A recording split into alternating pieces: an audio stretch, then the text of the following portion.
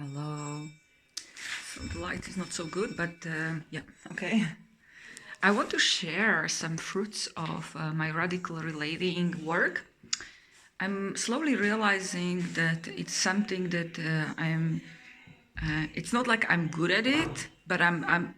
It's like my life purpose. I'm so passionate about learning about the radical relating, conscious radical relating, being with someone, and bring things on the table together. And I don't know where to start with this topic, but I want to show you my passion, show you my kind of where I am with it, my like life purpose.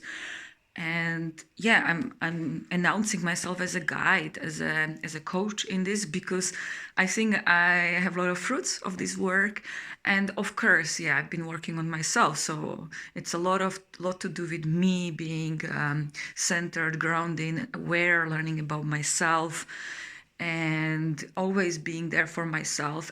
In many ways, it's also, yeah, it's a lot of things: the self-love, the asking someone to hold space for me when my own shit is coming up, my own emotion that are nothing to do with the partner, let's say. But yeah, okay, where to start? Randomly, I want to bring, which topic shall I bring? Conscious relating, human design. I bring human design. Has nothing to do with the work I've been working on for last year and a half. I've been working with possibility management to bring more distinction, which are helping me to. What I'm learning, it really helps to. It amazingly helps the relationship space to have. They call this distinction. It's like. There are words that describe something that the dictionary cannot describe, like mainstream dictionary hasn't got words for it. So for example, okay, so I'm bringing you tip topic, not the human design, but so so naturally, organically, I'm coming to the topic of distinctions, and I've been using it in radical relating. They come from possibility management, which is the movement about expanding the box of where the boxes, our rigid boxes are, the beliefs and how things should be, and we really feel like it's not our true selves if we really connect to this box life beingness. It's just a survival. It's amazing. It helps us to survive, and we would feel like we die if we don't have this box. It's something that I'm still exploring, but it's a lot of to. I'm not going there, but it's true.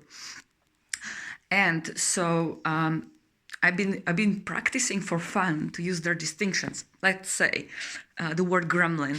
You see in one of my videos the word gremlin. It describes the shadow. I have a shadow next to me. It's like I put him on a leash. It's like the bunch of shadows. Like who you are, shadow workers. The ones who you are, shadow workers, who love to transform shadows, the alchemists who love to transform the shadows into the light. All of us. I've been using this for many years, the term shadow, and working with it actively.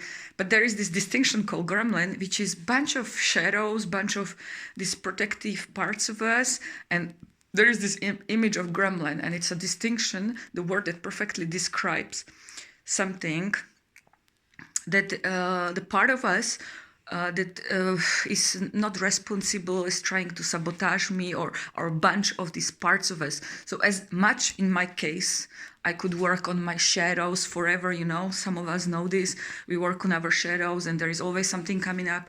But when you are in a relationship spaces, when you're relating to a friend, these parts of you who haven't been fully healed, they always, it's like there is the saying that no matter how far you go in our self-development, there is the ego always try to sneak in. So this is something like that. So no matter if you are a millionaire, no matter if you are who knows, how much you worked on yourself, there is always some parts of you who try to sneak the back door. It's called the ego, and either sabotage you, keep you small, something that you still haven't transformed into the light, alchemized. It's still something that, like this sneaky energy, something like it's yeah, something like this, you know. So I've been working with this distinction in a relating space, and I introduced it with my friend, and I said at some point, I'm not available for the low drama, it's another distinction, and gremlin, because the gremlin is the irresponsible part of me, the one that is having stupid jokes, can have hurtful jokes that they don't make sense. Like, why would you say that? The part of me, the parts of me of in people, so much. And the low drama is something like, oh, you do. It's like it's similar to parent ego state. It's another distinction. It's like this low drama. You never give me this. You never you never do this. You never.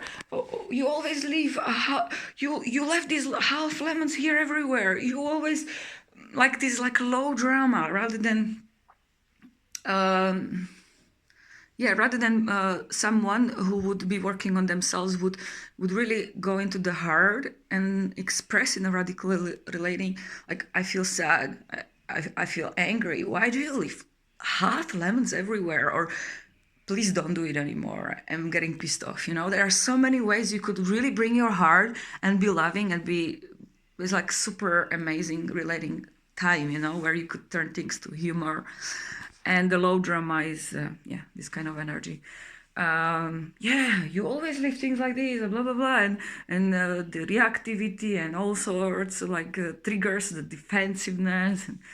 So that's also kind of considered as a gremlin food. So I've been conscious about it. And many times I set a boundary, like, I'm not available for the gremlin. I want to connect to you as a human being. I want to connect to you with the responsible part. That means if you are responsible, you put your gremlin on a leash. Yeah, there is another kind of distinction, like put it on a leash. It could be a golden leash, you know. But yeah, I want to relate to you who has a heart, who wants to express frustration in a moment, who wants to even set a boundary. I'm done with your lemons everywhere. I'm going through this time of having my house in this way, and I don't want to see like this everywhere. Like, you could really be centered and don't have to fall into this, like, it's like a chewing gum, this low drama that people feel like they need to defend themselves. It's the gremlin food, basically. So this is one of my passions. I wanted to celebrate with people, the radical relating and the fruits I see.